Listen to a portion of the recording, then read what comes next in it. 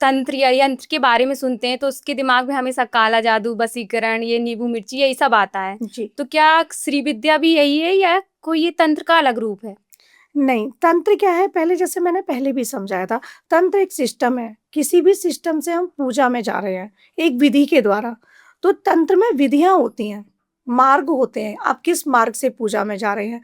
श्री विद्या जो है, वो माँ त्रिपुर सुंदरी जो हैं, उनकी विद्या है, माँ ललिता की विद्या है। और श्री यंत्र की पूजा जो होती है, वो श्री विद्या का अभिन्न अंग है। श्री क्या है? श्री जो है, ललिता सहस्त्रनाम जब हम सुनते हैं, श्री माता, श्री महाराज्ञी, तो श्री जो है वो पराशक्ति है, आदि शक्ति है, ब्रह्मांड की सर्वोच्च शक्ति है, तिरोधान करी है। तो माँ ललिता जो है ना, वो श्री है। तो श्री विद्या माता रानी की आराधना के लिए है। बिल्कुल, माँ ललिता जो है 10 महाविद्याओं में से पहली काली है, दूसरी तारा है, तीसरी है षोडशी, माँ त्रिपुर सुंदरी। तो श्री विद्या जो है वो माँ त्रिपुर सुंदरी की साधना है।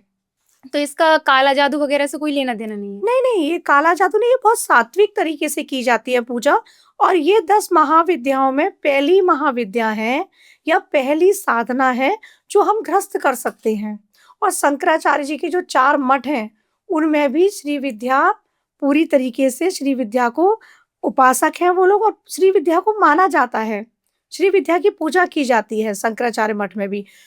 तो जो श्रीयंत्र होता है, जैसे मैंने बताया आपको, सभी लोगों के घर में होता है और सभी लोग पूजा करते हैं। उसकी जो पूजा है, वो श्री विद्या का एक मुख्य भाग है। इसमें श्री विद्या में भी हादि योग है, कादी है और कहादी है। तो जो कादी है, वो माँ काली को समर्पित है। हादी जो है, वो माँ त्रिपुर सुंदरी को। कहादी जो है, वो नील सरस्वती, मातंगी माँ जो है। इस प्रकार से इसमें समझने वाली चीजें हैं, ये गूढ़ विषय है।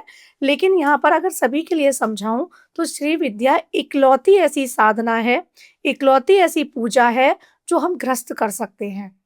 तो मैम, जैसे अभी आपने बताया श्री यंत्र हर घर में होता है, हाँ। उसका प्रयोग हम श्री विद्या की साधना के लिए करते हैं। तो जैसे आप ये बोले, जैसे हमारे घर में हमने पहले कभी ये यंत्र नहीं देखा, तो क्या अभी इसकी पूजा ज्यादा करने लगे हैं लोग?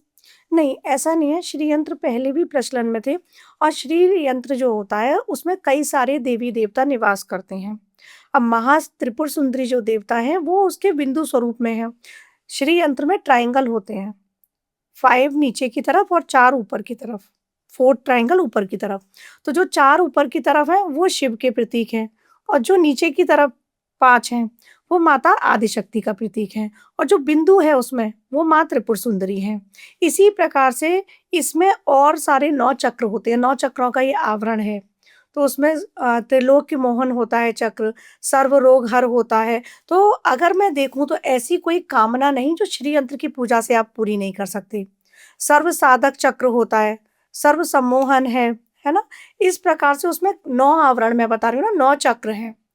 अब अलग अलग हर चक्र है, अलग अलग आपकी कोई भी मनोकामना है, आपके जीवन में कोई भी समस्या है, आप हर किसी को लेकर, जब श्री विद्या के उपासक जो हैं वो इसको जानते होंगे अच्छे से, आप किसी भी मनोकामना के लिए, किसी भी समस्या के लिए श्री यंत्र की केवल पूजा कर सकते हैं।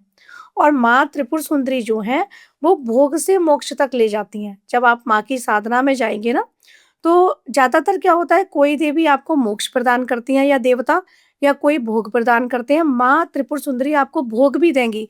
पहले सारे ऐश्वर्य, राज राजेश्वरी हैं वो, वैभव प्रदायिनी है, तो आपको सब कुछ प्रदान देंगी।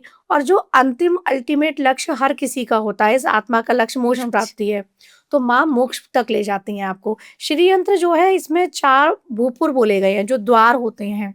तो ये श्री यंत्र किसी ने बनाया होगा ना? हाँ, तो बिल्कुल। ये कब से? ये तो अनादि काल से है, ऋग्वेद में भी इसका उल्लेख है श्री यंत्र का। तो इसमें जब जैसे आप श्री यंत्र को गौर से देखेंगे, तो 4 मुख्य द्वार हैं, पूर्व द्वार, पश्चिम द्वार, उत्तर द्वार। तो ये भूपुर बोले गए हैं। इसमें से अब माँ त्रिपुर सुंदरी की जो साधना में होते हैं, तो वो इसमें प्रवेश करते हैं अंदर की तरफ। हम ज्यादातर क्या श्री यंत्र को क्या देखेंगे, बाहर की तरफ देखते हैं। तो बाहर क्या है, सारे मोक्ष है। जब श्री यंत्र में हम अंदर प्रवेश करते हैं, मतलब हम मोक्ष की तरफ प्रवेश कर रहे हैं। इसमें 8 दल है, इसमें 16 दल है, षोडश दल, है ना। इस तरीके से है। तो उनके भी सारे देवी देवता हैं। इसमें माँ की जो सहचरी हैं, वो सब इसी में निवास करती हैं। जो मातृकाएँ बोलते हैं हम, वो भी इसी में है।